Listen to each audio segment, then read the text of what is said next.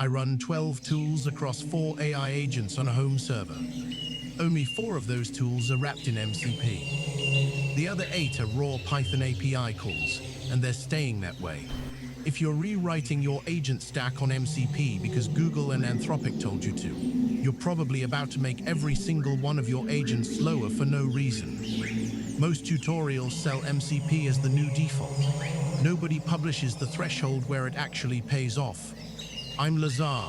I ship these systems for clients. Here's the exact rule I use before I wrap anything. Let me frame the real problem first, because the MCP hype is hiding it.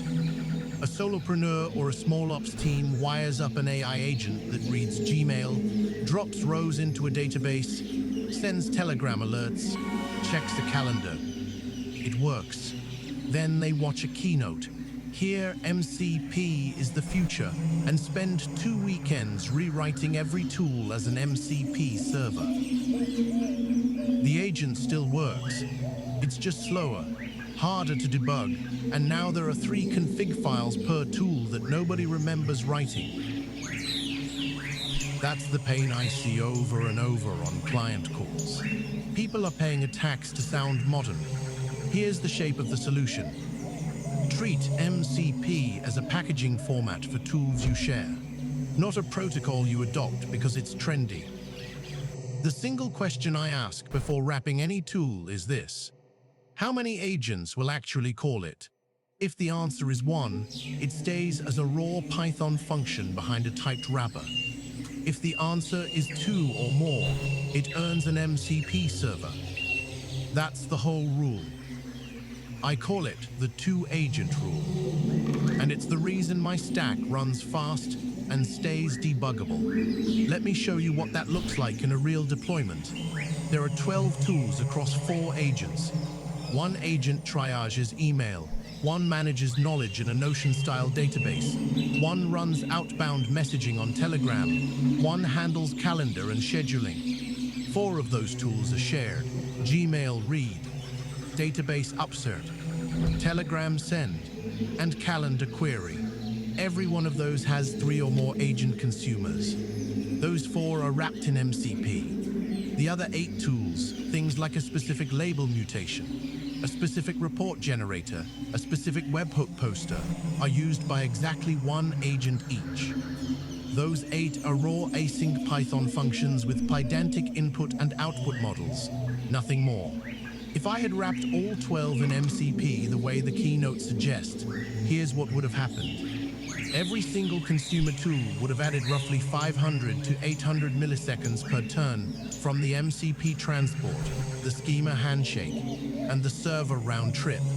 On an agent that averages 4 tool calls per user interaction, that's 2 to 3 extra seconds of latency the user actually feels. Multiply that by hundreds of daily runs and you're paying real infrastructure cost for 0 architectural benefit. On top of that, each MCP tool ships with a server definition, a manifest, and an auth config. That's 3 extra files per tool. 9 tools you didn't need to wrap becomes 27 config files nobody has a reason to maintain. So how do I decide, concretely, before writing any code? I run a 4-question checklist. Question 1. We use count. How many agents in this system need this exact capability? If it's 1, stop, wrap it as a typed Python function and move on. If it's 2 or more, keep going.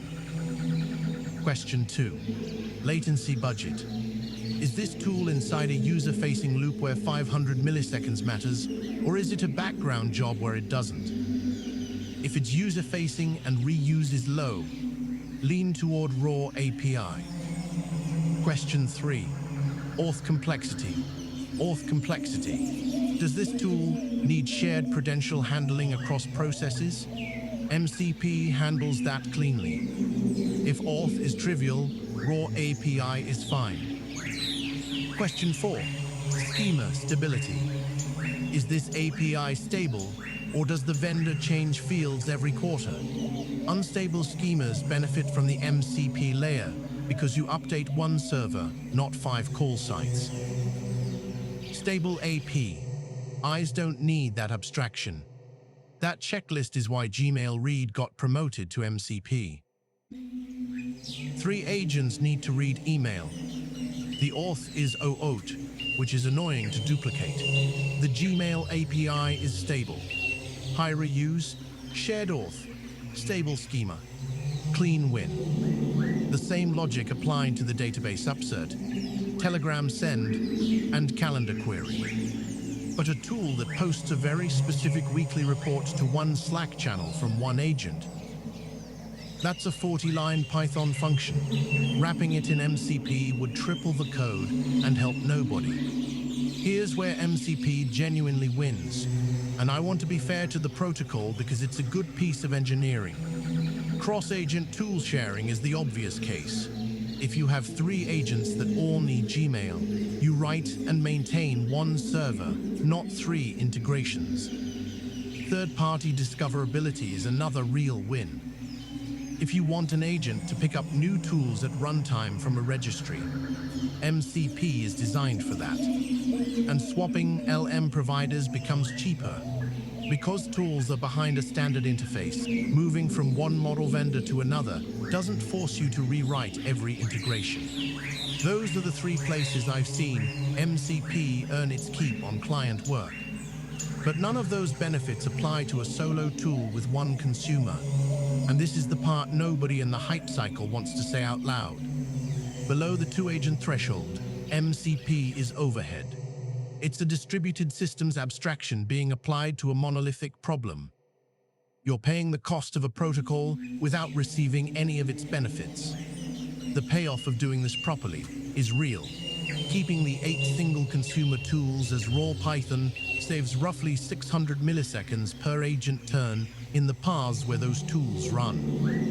It saves 24 config files across the project. It cuts the surface area for auth bugs, port conflicts, and process restart weirdness. And critically, when something breaks, I open one Python file, add a print statement, and I'm done. No MCP inspector, no server logs, no transport debugging.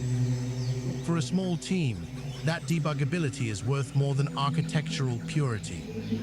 The tool registry pattern that makes this coexistence work is the last piece.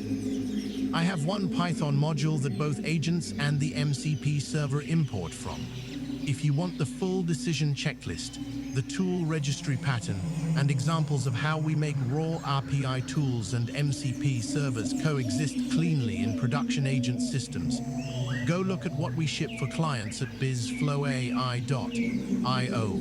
Hit subscribe and ring the bell so the next agent architecture breakdown lands in your feed. And if you have a workflow you want automated end-to-end, without the framework tax and without the hype rewrite, book a free 30-minute discovery call at BizFlowAI.io.